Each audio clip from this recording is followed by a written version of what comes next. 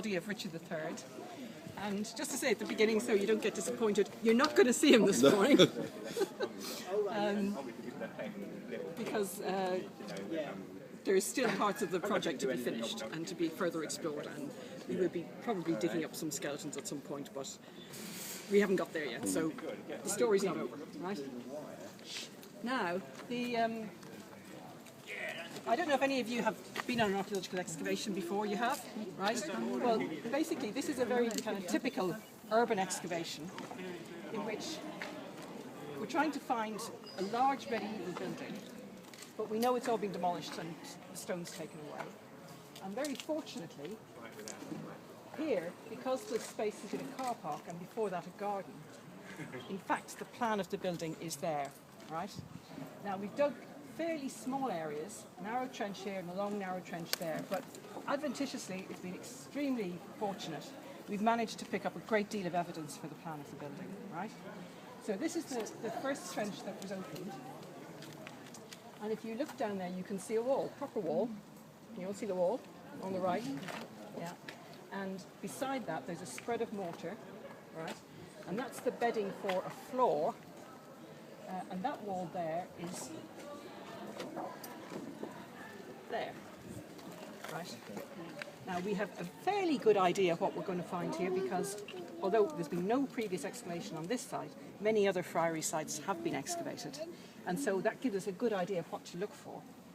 And this is an absolute giveaway because it's a narrow passage and that mortar floor there is the bedding for tiles and that's the cloister walk.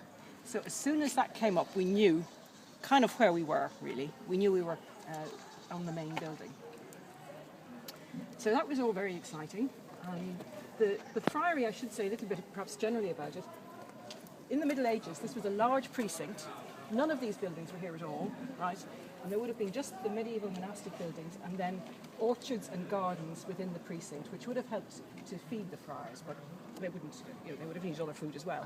But they all had some kind of horticulture going on inside their precincts. The friary is close to the medieval centre of town. Remember, the cathedral isn't a cathedral in the Middle Ages, it's just a parish church. So it's a good location for the friars who want to be near the community of the city because their job in life is to preach and teach. And they also accept for burial members of the public. They can bury in their churchyards. Most people would be buried in their parish churchyards in the Middle Ages, but you could opt to be buried in a friary church. And the prayers of the friars were deemed to be particularly efficacious because they were deemed to lead a very good life. One of the things that makes friars different is that they don't own property. You've probably maybe seen pictures or visited medieval abbeys where they have wonderful buildings and they had enormous estates that kept them in a very high lifestyle. The friars didn't have that, they didn't have any estates. And so they relied for their sustenance on gifts. They're called mendicant friars, begging friars, because they relied on donations of the public to keep them going. Right, so I'm being shunted on now as having talked for long enough on this. We're going to move on to the next view shed, if you like. Looking at the cloister walk here. I have a question. Yeah? What happened to all the material from the friary? Robbed out of it. Do we know what it was used on? We know that some of it was actually used to repair St Martin's, because in the church warden's account for St Martin's, there's a record of stones from the friars being used. And that's being used to rebuild other things is quite a common fate of dissolved monastic houses. But it could have been used as a quarry over quite a long time.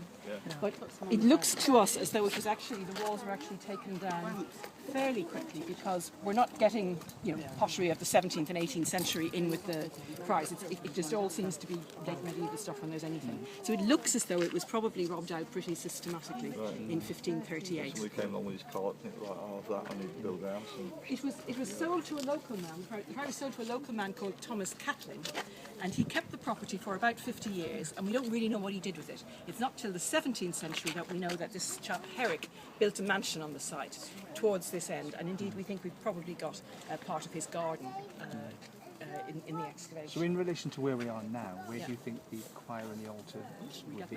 We get there. Right? It's not under the buildings, is it? I hope not.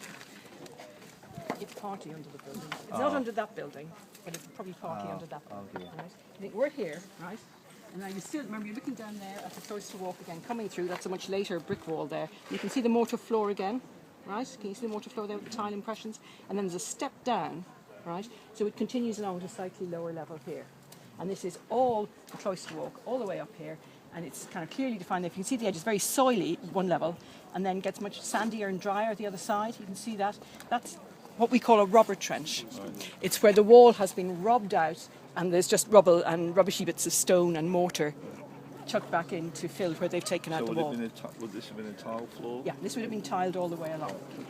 So we're along here now, Yeah. and you can just see there where it turns a corner. Can you see if you look hard at the compacted earth? It turns a corner. Right, that's the start.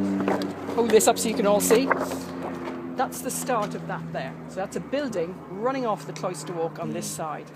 And thinking about other friary sites, what we'd expect is that this is actually the chapter house, if you like. It's a sort of meeting house or the principal office of the friars. We don't know how many friars there were here in the Middle Ages. It's an early foundation. It was founded within 6 years of the Franciscans first coming to England. So what year was that? About 1230, we think it was founded. The Dominicans didn't get here for another 17 years. The Franciscans were here first, and we think they built a fairly simple church in the style of the early 13th century. And as far as we can see, there was no great rebuilding after that point, but there was some rebuilding. They inserted a much later window, dating to perhaps about 1400, somewhere, possibly in the church. We've got bits of it, and you'll see those shortly. So there's a bit of, doing it up a bit later on, but there's no evidence for any major rebuilding that we found. So we think that probably the friary that was constructed in the 13th century, that's the plan that we're picking up now. It's the same building.